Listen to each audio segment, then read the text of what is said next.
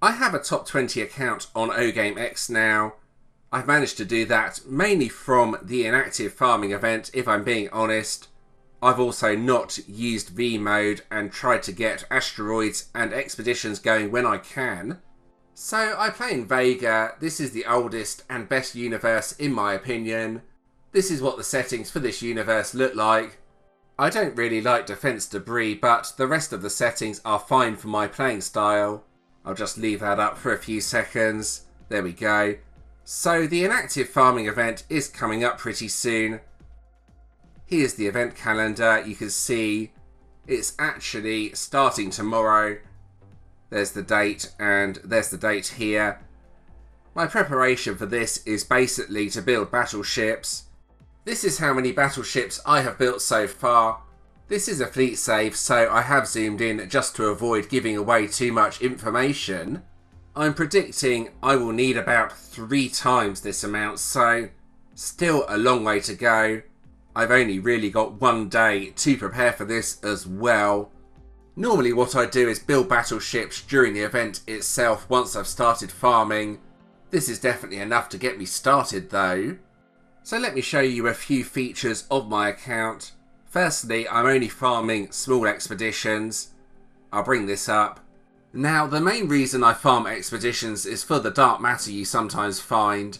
You can also find containers which sometimes have decent items in. I farm with 18 expedition slots now, which is pretty good.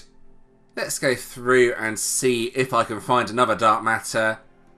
There's a decent one. That was near the start of my expedition farming, which is why it's a pretty decent number. I will find a container. Ah, that was really good. I was just about to say I would find a container, but no. I found the decent dark matters right at the start of my expedition farming.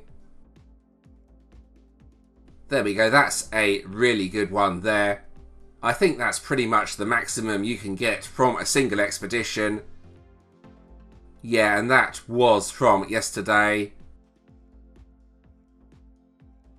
There's a container. Now, containers sometimes have dark matter in, but normally they give me really junky items, so I don't get too excited about those. If I move across to the other tab, this will show my asteroids. Now, these are really good at my level. What I do here is I put all of the resources from these into defense. This might sound strange, but when the scrap event comes along, what I do is I sell all of the defense, then invest in something useful instead. Asteroids give too many resources now just to leave it on the planet, so this is basically a way to get around fleet saving it all. Those are the ones from yesterday, a nice dark matter there, plus a container. Then that's the first one from today as far as I can see. There we go, so that's basically the maximum I can get from an asteroid at my level. Luck will play a factor in how much I actually get from asteroids, but still, this gives a rough estimation of the current maximum. As the mines increase further, the resources from the asteroids should increase as well. So now I'm going to talk a bit about my mines. I'm only going to bring up the one planet though. I have 38 planets. That will take ages to go through, so over to the resources tab. Now, because all my planets are in position 8, metal mines are my top priority. I do have a decent crystal mine on this planet though. Deuterium mines don't really give much payback for the amount of resources they cost. These would be better in slot 15. Now onto the storages. These I have gone all the way to level 59 with. This is way too much storage, but I did want to try and max these out basically. Now normally in Vega the limit is 60 for storage units. There is a way of going over though that I'm going to share with you. If you type 74 into this box when the storage units are already at level 59, you can take it up to level 74, which is 14 levels over the maximum. You must have enough resources for all 15 levels though. This can be checked in the cost calculator. This will cost me a lot of resources, so it's something I will do at a much later date. I just thought I would bring that up though. You don't really need to go up to 74, but It's quite fun to do if you want an absolutely ridiculous amount of storage. I will do that with all 3 storage units as well. Now, I am doing something quite weird. I'm trying to see if I can power my mines with just a solar plant. I don't recommend trying this yourselves. You will run out of fields really quickly. If you have a decent level of energy production in the academy, you could potentially get a decent amount of energy from solar plants. It's something I'm working on to see if it's possible more than anything. Don't build solar plants unless you are messing around. Fusion reactors here though are excellent at a later game stage. I'll just bring that up and show them more info on these. That's the energy production from a fusion reactor. The main reason this is so high is because of the energy technology research. It's currently level 52 and every level boosts up the fusion reactor by an absolutely huge amount. As such, I only need a level 30 fusion reactor to power my mines at this level. This makes the fusion reactor a very good option later game. You have a permanent energy source that can't be turned off even if you get attacked. I'll just click on the 3 mines so you can all see the next level costs. There we go, that's for metal mine. That's for crystal mine and deuterium mine there. As I mentioned though, the metal mine needs to be the highest. Crystal mine is okay. Deuterium doesn't give much at all though, so it should be the last priority. So finally, I will bring up the more info so you can all see the costs and production from these. Here are the metal mines. You can see here how much the production increases with each level. This is the most important mine for my setup since I have all planets in position 8. Position 8 gives a significant metal bonus. As such, I always try to upgrade metal mines before anything else. Moving on to crystal mines, these are a decent second option but nowhere near as good as the metal mines. I generally work on these if I can't afford a metal mine, and these are quite a bit better than deuterium mines. Let's just leave this up for a few more seconds. There we go. Then finally the deuterium mines. These are the last mine I work on. They are very expensive and don't give much payback if I'm being honest.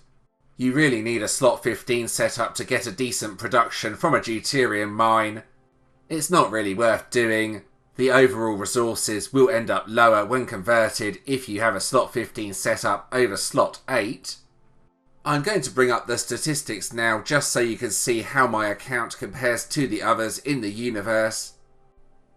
This is me at rank 20. You can see though the points ahead of me are quite ridiculous. Gaining any ranks at this stage is incredibly difficult. Right, what I'll do is click on building. My building rank is currently 14, which is pretty good. I'm pretty happy with that. Then research as well, that's another really important feature of my account. That's currently rank 13, so just ahead of my building level. 13 for research and 14 for buildings, so pretty close together on the ranks. Fleet though is 149, my account is not a fleet account. I only really build fleet for the inactive farming event. Moving on to defense, let's see what my rank looks like here. It's rank 68 with me stacking all my asteroid res into defense. Plenty of green players that have more defense than me, so my defense is not exactly super high considering my account level. Now to talk about my researches and which ones I feel are important. Now, the main researches I'm focusing on are hyperspace engine. This is really expensive for the next level, but it does speed up battleships. The 3 resource production boosts at the bottom are pretty important as well. Fuel technology increases deuterium production. Crystallization technology increases crystal. And mineral technology for metal. The other really important research is cargo technology, that's now at level 50. That's the cost for the next level. It's kind of ridiculous.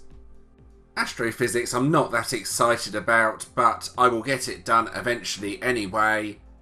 Let's bring up the more info tab. Now the main reason for me to do astrophysics is for the extra expedition slot. I need to reach level 66 for that, so it's not something I will do in a hurry, unfortunately. New planets are not that important on OGameX. Most of the points are earned from the inactive farming event. Anyway, I think that's the key parts of my researches. Then the academy over here. There are two here that really matter. The first one is resource extraction. That increases resource production. I'll just hover over a few of these, but the other one that's really important is on the commander page. That's the one over here, the larger fleet space. 5% fleet cargo space. This is really useful when farming with battleships, battle cruisers, or any other combat ship. Then I'll just hover over some of the other ones. We have combat text then. The ones near the bottom are quite easy to max out in Vega. You can see those ones as they have 10 out of 10 or 20 out of 20 as examples. On the Discoverer page, there's the expedition bonuses. All the other ones here though are quite easy to max out, so that didn't take me too much work. I still increased the expedition bonuses, but since my account is mostly mines, it's not something that's that useful, but maybe useful at a later date if I change my playing style. This is the final part of this video. What I have done here is gone over to the Empire page. This shows my current resources, my production and my storage. Now this is before the inactive farming event. I'm going to have another look afterwards, then see how much it's increased by. I'm going to spend most of my resources on mines during the event, so I should get a pretty decent boost here. Right, I'll leave that up for a few more seconds. You can all see that. I'm not going to try and say those numbers though. They are absolutely huge. And here we go. This is after the inactive farming event. That's a pretty decent increase. I did increase my total points by about 10% during the inactive farming event. Some of the resources went on defence, but most of it went into mines. I did need to build a bit more fleet as well near the start so I could farm effectively. And there we go, that's the end of this video. I hope you enjoyed that. If you found this game through vanilla OGame, I would highly recommend giving it a go. In my opinion, this is a much better version of the game. It's faster, more free-to-play friendly, plus there's lots of other features not available in vanilla OGame either. If you did enjoy this video, please do give it a like and subscribe to the channel. Subscribing is always very much appreciated. Check out a previous video on the screen. You can also subscribe from here if you want to do so. There's a playlist in the pinned comment with all my OGameX videos in. There's also a playlist for regular vanilla OGame as well that can be found on my channel. And thanks for watching.